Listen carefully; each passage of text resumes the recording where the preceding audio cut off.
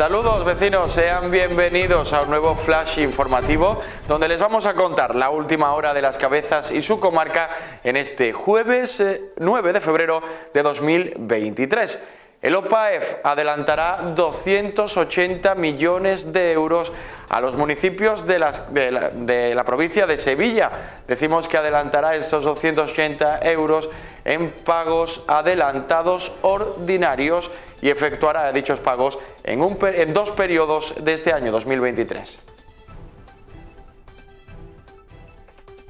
El Consejo Rector del OPAEF, presidido por Fernando Rodríguez Villalobos, titular de la Diputación de Sevilla y de este organismo, ha aprobado, entre otros asuntos, la nómina de anticipos ordinarios de recaudación a los ayuntamientos para el ejercicio de 2023, que asciende a 280 millones de euros y supone un incremento así del 1,33% en relación con la aprobada inicialmente en 2022. Para ejecutar estos anticipos ordinarios, el OPAEF realizará un desembolso mensual de casi 25 millones y medio de euros, con el fin de responder al derecho reconocido en la ordenanza reguladora de las relaciones interadministrativas, consecuencia de la delegación de competencias o encomienda de funciones a la Diputación de Sevilla para su ejercicio por el OPAEF, a las entidades delegantes y así hacer posible que reciban 11 entregas mensuales e iguales entre los meses de enero a noviembre en concepto de anticipos de recaudación.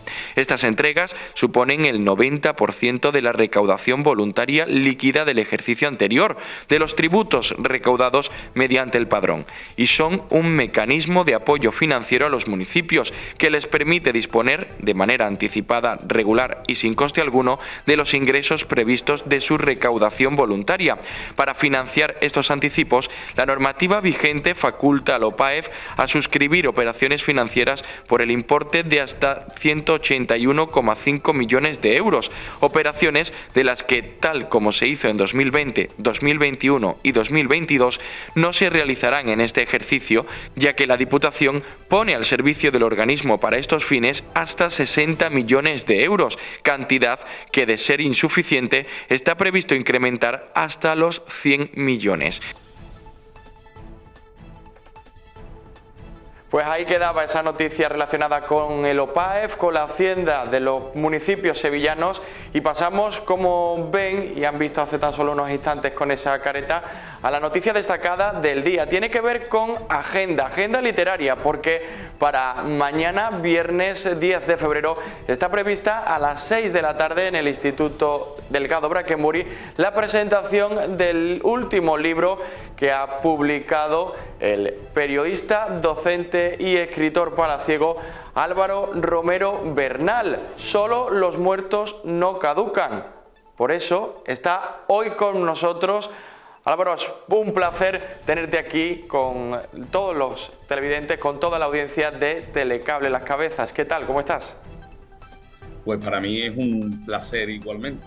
Yo creo que es mutuo, y más en un medio de comunicación. Yo también me dedico a los medios de comunicación, soy periodista, o sea que hablar con un compañero siempre es un placer. Hablar porque voy a llevar un libro a un pueblo al que le tengo tanto cariño como la Cabeza de San Juan, también, evidentemente. Así que muy bien, en este momento fantásticamente. Bueno, Álvaro, decía compañero, también yo por mi parte fui alumno, no tuve la suerte de que me dieras clase directamente, salvo algunas guardias, y lo que sí es cierto es que en todas las labores que realizas en tu día a día, las letras están presentes y también la pasión. Es lo que nos encontramos también en este libro, ¿no? Sí, bueno, las letras en mi día a día. Siempre se dice, ¿no? Parece un tópico eso de dedícate a lo que te gusta y no tendrás la sensación de trabajar, porque en parte espero y supongo que también te ocurre a ti con el mundo de los medios de comunicación, ¿no? Pues sí, yo me dedico a las letras empezando por la mañana enseñándolas, ¿no? en el instituto, hace ya como 11 años, creo, si no recuerdo mal, que pedí traslado a Los Palacios, en mi pueblo natal, y que estoy aquí enseñando en el Almudaine lengua y literatura. Y bueno, también conocéis mi labor de periodista, sobre todo en el Correo de Andalucía, donde tengo una columna y reportajes muchas veces muy literarios, ¿no? Como lo de los domingos, con lo cual todo eso yo creo que redunda un poco en la misma idea de dedicarte a una pasión que es la de la literatura, en este caso como creador, ¿no? En el caso de la novela de Solo los muertos no caducan, que es mi tercera novela, pues es una pasión, evidentemente. Y bueno, la novela hace mes y medio, casi 2 meses, que está en la calle, va muy bien, vamos, dentro de los límites que se les presupone a este tipo de novela o de autores, ¿no? Que no son ni mundialmente ni nacionalmente conocidos, pero que, bueno, dentro de nuestra provincia y de nuestra comunidad andaluza y tal, pues yo creo bueno, que afortunadamente el trabajo está dando sus frutos, y además da la casualidad de que las novelas, y lo digo en plural, ¿no? Las novelas, tanto Pulpa de Limón como El Resplandor de las Mariposas, hace 3 o 4 años, como Solo los muertos no caducan ahora, abordan un escenario, un espacio muy andaluz y muy de nuestra comarca, ¿no? Del Bajo Guadalquivir, concretamente, ¿no? Con lo cual yo creo que ahí, en ese contexto, la novela está funcionando muy bien, y me refiero a Solo los muertos no caducan, está teniendo unas críticas hasta ahora positivas, las negativas no me han llegado de momento, pero está teniendo unas críticas muy positivas, sobre todo en lo que a mí más me importa, que es los lectores de todo tipo, que me hacen llegar pues sus generosos comentarios y que se sienten identificados pues con lo que se cuenta en la novela, cómo se cuenta y dónde se cuenta. Vamos a intentar desgranar un poquito la novela. Sé que no me vas a dejar, que para eso hay que leerla y también acudir a la presentación en el día de mañana en el Delgado Brackenbury, de la que también hablaremos, pero es evidente que lo que en primer lugar llama la atención es ese título. En un mundo donde con las redes sociales, con las nuevas tecnologías, vivimos tan rápido y parece que lo de ahora ya es pasado y en el olvido prácticamente, decir que los muertos son solo los que no caducan llama la atención. ¿Y por qué ese título? Bueno, el título se me ocurrió como ocurre siempre cuando uno escribe un libro, o por lo menos a mí, ¿no? No se me ocurre antes el título y después el libro, sino que surge conforme uno va desarrollando la historia. Esta novela me ha llevado 3 años exactamente. De hecho, en medio fui a las cabezas, entre otros muchos lugares, a presentar Déjate de cuentos, que era un libro de relatos. En medio, ¿no? Se fraguó en medio, se publicó en medio, y yo continué con Solo los muertos no caducan, ¿no? Ese título pues hace referencia, yo creo que el lector va descubriendo paulatinamente que la afirmación es literal, que es cierto, ¿no? Que los muertos son los únicos que no caducan, como tú has hecho referencia a un mundo tan rápido, ¿no? Tan nebuloso, tan del aquí y ahora, ¿no? Realmente lo que permanece es un poco la memoria, ¿no? Y en el libro concretamente, que hay mucho de realismo mágico, hay una supuesta muerta, y se puede desvelar porque recorre prácticamente toda la trama del libro, que es Modesta. Es una señora ya difunta que se le aparece permanente y recurrentemente al protagonista. El protagonista viene de esa saga que representa Pulpa de Limón primero y luego El Resplandor de las Mariposas, aunque la novela, tengo que decir, que es absolutamente autónoma, no hace falta haberse leído las novelas anteriores para entender esta a la perfección, pero sí viene de esa parentela familiar de novelas anteriores, ¿no? Y en la primera novela, y en la segunda quizás menos, pero sobre todo en la primera, aparece un personaje primordial, que es la dueña de una casa abandonada, bueno, no abandonada, poblada solamente por un personaje, ¿no? Que era aquel marino Parejo de Pulpa de Limón. Esta dueña es la señora Modesta, que es la que ahora, en esta tercera novela, se aparece en forma de espíritu o de fantasma, pero se aparece de una manera tan real que el protagonista establece con ella una especie de pareja casi, decían en una presentación el otro día, casi detectivesca, ¿no? Porque la trama que se establece a partir de ese personaje tan desvalido, ¿no? Y tan, en principio, un poco desgraciado y tal, que tiene que torear con las circunstancias que le tocan, que tienen mucho que ver, bueno, en primer lugar con su superación personal, y en segundo lugar con el blanqueo de capitales, ¿no? Hay una característica común a toda la novela que sobrevuela toda ella en la trama, que es el blanqueo de billetes, que yo creo, me decían el otro día, es un tema muy de actualidad. Yo creo que no es un tema de actualidad, un tema de siempre, ¿no? Pero aunque actualmente también lo esté, evidentemente, ¿no? En altas instancias y en bajas, ¿no? Es un tema recurrente. Yo creo que las tramas en El Resplandor de las Mariposas tenía tanto que ver con el mundo del narcotráfico, ¿no? En el que, por desgracia, pues también en nuestra comarca hemos sufrido su desmane, ¿no? Y en esta, pues tiene que ver digamos, con una trama, con una corruptela un poco más sutil, ¿no? Que el de las drogas, que es el blanqueo de capitales, ¿no? Pero yo creo que el lector, y además así me lo están diciendo todos los que me comentan algo, agradece mucho más lo que la novela tiene de literatura, es decir, de disección de personajes muy reales y muy profundamente tratados, que lo que tiene de trama. Aunque la trama evidentemente llama la atención, y la editorial Ediciones Unidas desde el primer momento, pues cuando empezó a promocionar y en la solapa del libro y tal, pues dice, no desvela que tiene que ver con la trama del blanqueo de capitales, y no es incierto, es decir, eso es así, claro, pero el peso de los personajes, ¿no? De ese Rafael que vive, que es el amigo, perdón, el padre de un amigo íntimo del protagonista, que vive detrás de la pantalla de un cine abandonado, ¿no?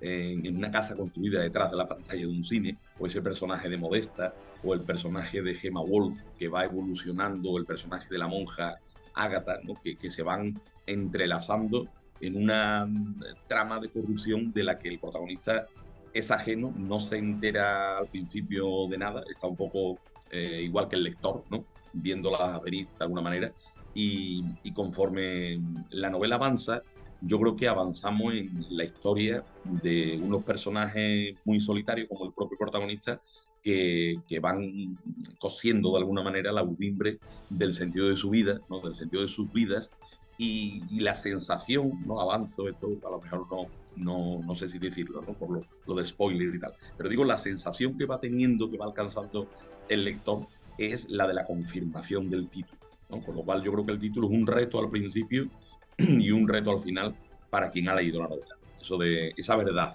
¿no? Tan rotunda y tan solemne de que solo los muertos no caducan. Si faltaba ya ánimos y ganas de abordar esta última novela, viendo también la pasión con la que nos describes esos procesos donde el lector también se va a encontrar, pues nos sumamos totalmente a esas ganas de, como decíamos, devorar esa novela. Has dominado muchísimos géneros y además escriben de ti, no hace falta que solamente yo lo diga, eres de los pocos escritores, periodistas andaluces que hablan con una personalidad propia y de la manera que lo haces, tanto hablada como escrita. Libros como biografías, la del periodista de calle, por ejemplo, otro tipo de relatos como el que hablabas también, o 33 lugares evangélicos. ¿Pero con la novela te sientes más cómodo, Álvaro? Pues yo creo que sí, yo creo que sí. No sé si me lo notan o lo sabes tú, o es simplemente una pregunta, pero es una pregunta que yo reafirmaría. Yo creo que el género en el que más cómodo me siento de todos es quizá el de la novela, ¿no? Aunque los otros, bueno, como tú dices, los he practicado, ¿no? El teatro quizá me falta, ¿no? Yo una cosa así, alguna cosa, pero no nada importante así publicado de teatro. Pero yo creo que sí, que el terreno en el que yo me siento más a gusto, incluso más que el de la lírica, aunque de tantas clases de poesía, ¿no? Me siento muy a gusto como profesor de poesía, pero quizá como escritor mucho más a gusto en el terreno de la narrativa, de contar, ¿no? También tendrá algo que ver, bueno, la parte periodista, ¿no? Los periodistas nos dedicamos a contar, ¿no? A narrar, a cosas que pasan, ¿no? Y que muchas veces pasan por fuera de nosotros, es decir, que pasan en la realidad. Otra cosa es que las alumbremos desde nuestro interior, desde nuestra subjetividad, ¿no? Las cosas las vemos como nosotros las vemos, ¿no? Evidentemente. Eso que se dice tanto en el periodismo de que la objetividad es imposible, ¿no? La objetividad absoluta, ¿no? Porque el que cuenta lo cuenta a su manera. En la literatura es un gozo, ¿no? Un gozo contarlo a tu manera, de una manera literaria y de una manera libre y bella, ¿no? Y en esta novela, por ejemplo, hablando de periodismo,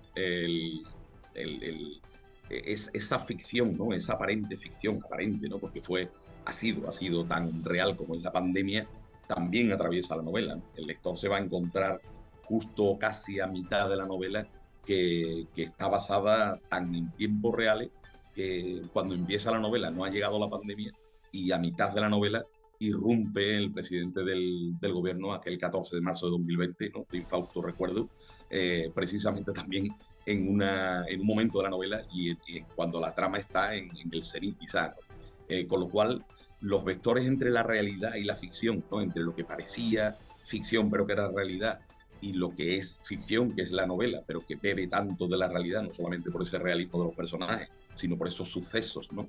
Que son tan globales, o que han sido tan globales, por desgracia en este caso, pues hacen pues, una amalgama de la que yo siempre en mi literatura estoy orgulloso, que es la de contar cosas literarias, pero que estén ancladas en la realidad, ¿no? Que no nos suenen a, iba a decir a chino, ¿no? En este caso con la pandemia debería evitarlo, ¿no? Pero que no nos suenen a algo extraterrestre, sino que nos suenen a algo muy cercano, ¿no? Y yo creo que los lectores lo están notando, eso, esa cercanía de la realidad también, ¿no? Escuchándote se me viene a la cabeza ese andar y contar que decía Chávez Nogales y que queda patente también en tu obra, en tu novela. Hablamos de la noticia en sí, nos volvemos a ese tema periodístico del que nos hablaba, porque la noticia es que mañana vienes a las cabezas, vuelves a pisar los pasillos y ese salón de actos del Instituto Delgado Brackenbury. ¿Estás nervioso por volver a recorrer ese sitio que fue tu casa durante muchos años y que confío en que lo siga siendo? Nervioso no es la palabra, porque yo no me pongo nervioso. Mucha gente me pregunta cuando tengo un acto y tal si me pongo nervioso y yo siempre tengo la misma respuesta, ¿no? Que me pongo nervioso solamente cuando alguien cercano, empezando por mis hijos, evidentemente, pues se pone malo, se pone enfermo, ¿no? Pero salvo eso, yo creo que, no sé si por la edad ya, también, ya tengo más de 40 años y quizá la experiencia también es un grado, como se dice. No es la palabra nervioso, pero sí emocionado, desde luego. Emocionado sí, por, bueno, no solamente por volver, sino por lo que supone volver, porque volver sobre los pasos perdidos, ¿no? En aquella novela de Alejo Carpentier, de los pasos perdidos, ¿no?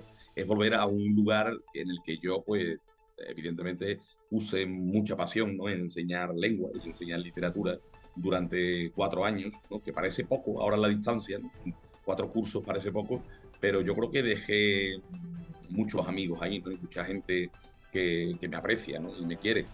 Tanto es así que, bueno, que ha sido el propio instituto, ¿no? En la persona de su director, mi tocayo Álvaro Navarro, ¿no?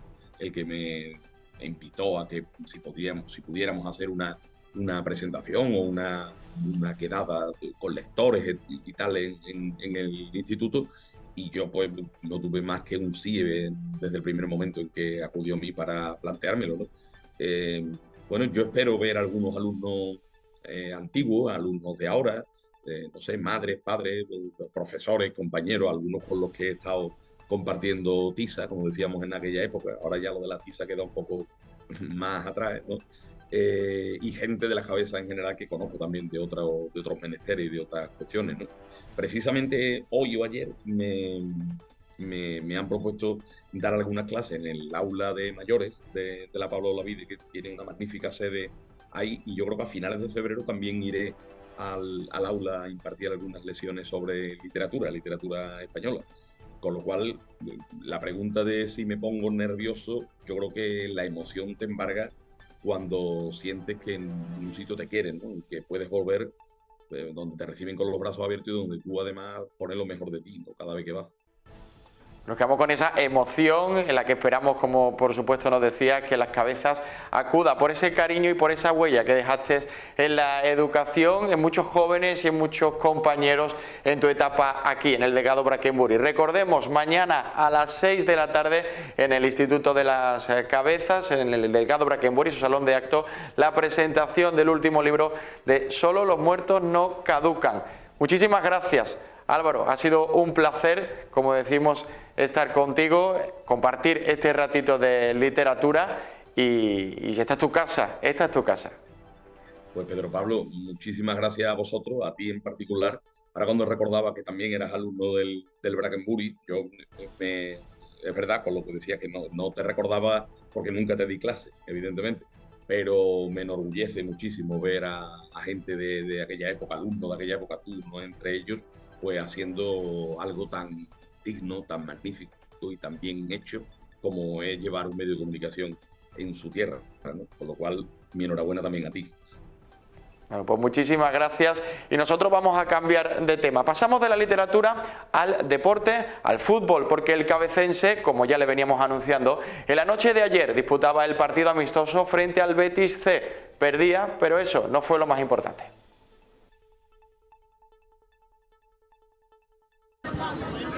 El primer equipo del Club Deportivo Cabecense disputó en la noche de ayer un partido frente al Real Betis C, en un encuentro que tuvo más de entrenamiento que de amistoso. 0-1 el resultado final, pero el electrónico fue lo de menos. El atractivo estaba en poder ver competir a alguno de los fichajes como Fran Garrone o Barajas, y también a jóvenes del filial como Juan García y Juan Galván. Del cabecense destacaron Soria, que no jugará el derbi del domingo frente a la Lebrijana por sanción, y el palaciego Chiqui. Nelson volvió a ser también de los más incisivos jugando por la banda izquierda, aunque el cabecense no registró tiros a puerta. Un larguero de Barajas en la primera mitad fue la ocasión más clara para los pupilos de Juan Carlos Menudo. Otro de los alicientes de este miércoles noche ha sido ver a Baldu de nuevo como dominador de la banda del Carlos Marchena, aunque en esta ocasión jugando de visitante. Su club de fan, liderado por sus familiares, poblaron las gradas para ver a su paisano. El Betis C es un equipo senior de reciente creación por la entidad verde y blanca y es líder de tercera andaluza. En el partido de ayer se dejaron ver algunos destellos de las perlas de la cantera heliopolitana.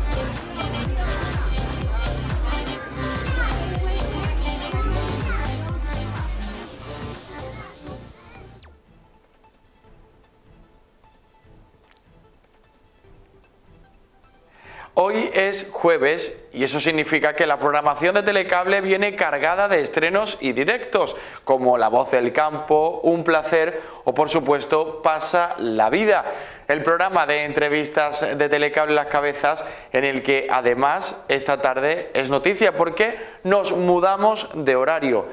Pasamos desde las 6 de la tarde a las 8, 2 horitas más tarde, pero para disfrutar del mejor carnaval en este caso, porque continuaremos con ese serial que comenzábamos el jueves pasado, entrevistando y conociendo a los protagonistas de nuestro carnaval, el de ahora y el de antes, porque también hoy tendremos vivencias del pasado, seguro porque nos van a visitar miembros de la agrupación local La Única, que concursa en el Teatro Ciudad de las Cabezas, la Chirigota del Sera, y también un histórico del carnaval que en este caso, este año, se ha embarcado en un proyecto muy ilusionante que es el de cantar por las calles de las Cabezas con el sello de la Chirigota del Rau, que este año, como decimos, será Chirigota Callejera.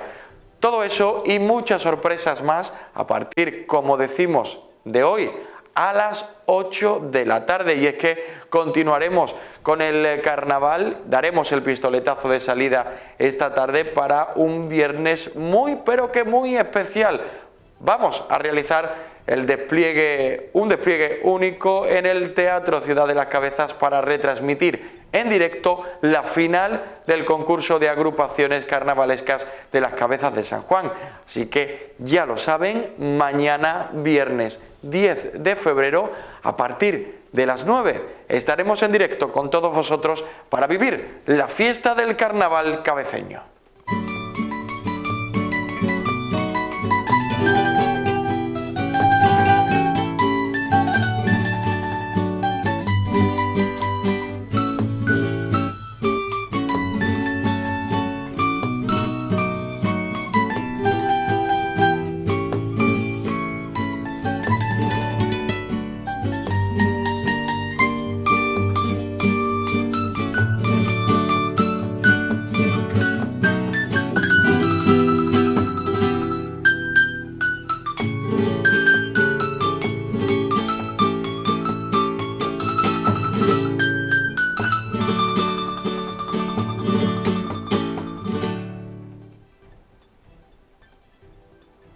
qué ganas de carnaval tenemos en Telecable, seguro que las mismas que tienen los cabeceños, y por eso mañana vamos a convivir y a participar todos de la gran final, comentando y también siguiendo a través de nuestras redes sociales la retransmisión. Estaremos en nuestra televisión por cable, en nuestra televisión por streaming, en Zapi, y por supuesto también en nuestras redes sociales. Y no nos vamos a marchar del teatro, porque justo el día después de esa gran final, aún con la resaca seguro del carnaval, viviremos 2 jornadas de cine. El Universo y el maravilloso Mauricio, que llega al Teatro Municipal, cine infantil en 2 sesiones, tanto para el sábado como para el domingo. Les dejamos con un pequeño tráiler. Los cuentos de hadas son todos iguales. La princesa, el héroe... Pero esta historia es algo distinta. Soy el asombroso Mauricio. Ese gato sabe hablar. Pues claro, muchos sabemos. Bien, vamos.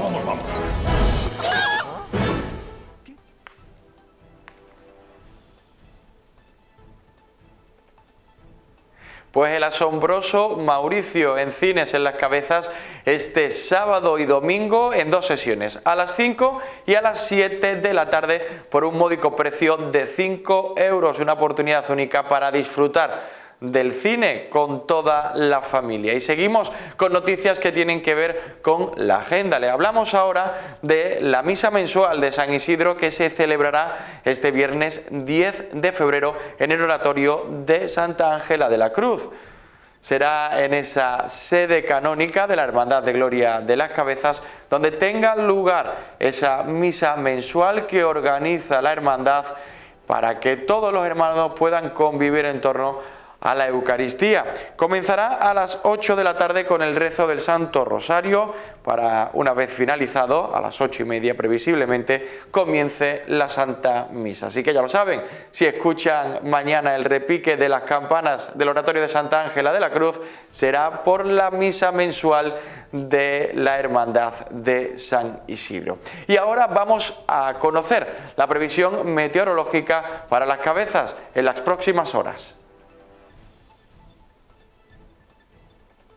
Según la Agencia Estatal de Meteorología, las precipitaciones con las que convivíamos en las últimas 2 jornadas se han marchado y nos dejarán cielos soleados, eso sí, con alguna previsión de nubes altas para el viernes y el fin de semana, un fin de semana con temperaturas cálidas, cómodas y tranquilas para vivir un fin de semana en la calle, con el inicio de esos carnavales. Este fin de semana dará el pistoletazo de salida seguramente en muchos locales y en muchos bares de las Cabezas las agrupaciones carnavalescas, pues como ven en sus pantallas está impresionado ahí. La previsión meteorológica que nos llega desde la EMET: no habrá previsión de precipitaciones, la lluvia no va a aguar los carnavales de este fin de semana, y eso sí, quizás esas nubes altas puedan encapotar un poco un sol que de nuevo iluminará todo nuestro cerro.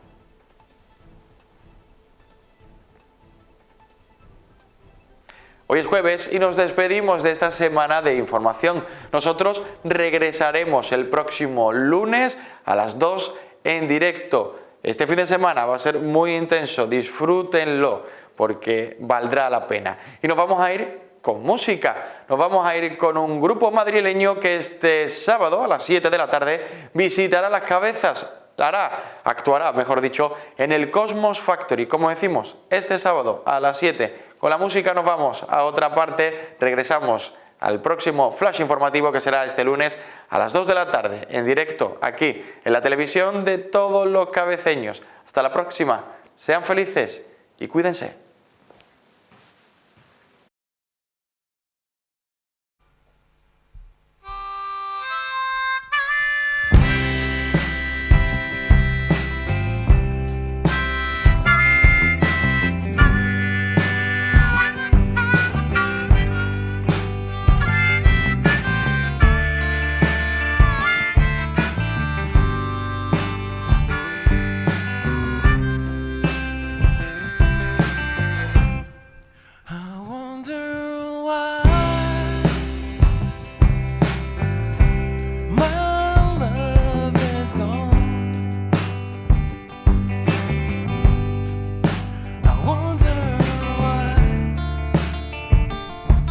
Chile.